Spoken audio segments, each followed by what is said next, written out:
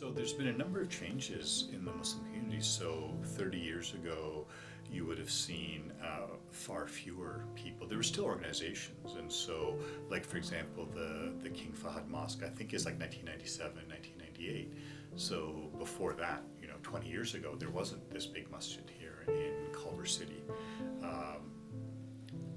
Part of it is the public awareness of Islam, and so I think 1979 was really the big year. That before 1979, most people didn't know much about Islam and Muslims. In 1979, you have the revolution in Iran and the American hostage crisis, and then you have the Soviet invasion of Afghanistan.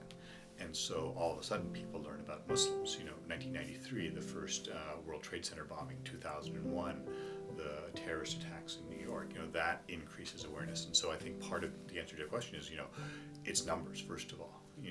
You see a lot more Muslims, particularly here in Los Angeles. Like Los Angeles has a large percentage of Shia Muslims, who are a minority in the Muslim world.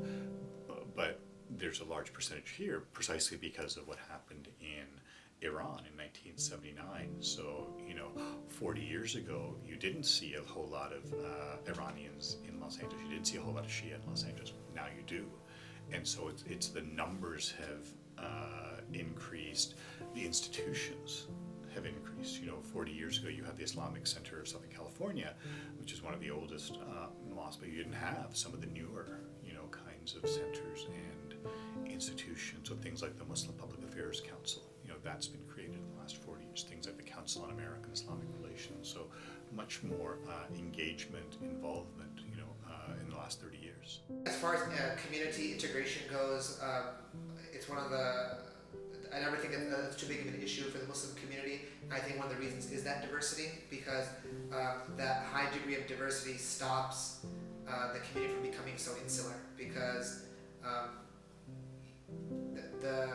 usually the reason that people become insular in a community is because you find that other individuals who have similar cultural aspects, similar language, similar customs to you, but because there's so much diversity, that us versus them mentality is a little bit is not as strong. So that leads to the Muslims here in Los Angeles integrating more into the community. I wouldn't say we have certain Muslim areas. The Muslims spread out all throughout the region. They buy homes everywhere and they work everywhere, and they bring that their own 2 cents, their own interpretation of life to that community. They connected nowadays through Facebook. Usually there are different events throughout the year for at least people my age. Like college age, there are camping trips that are advertised through Facebook. Conventions for families. There's the Muslim American Society, which is a national organization, hosts different conventions throughout the year. Throughout the country, every year. So, for example, there's one coming up in Thanksgiving weekend in Ontario, California. That's how Muslims stay connected. They go to these conventions, and they hang out. They listen to lectures. They network with different types of Muslims out there. But yeah, some mosques they do joint events. They do joint camping trips. They do joint nightly prayers. But yeah, that's generally how Muslims stay connected.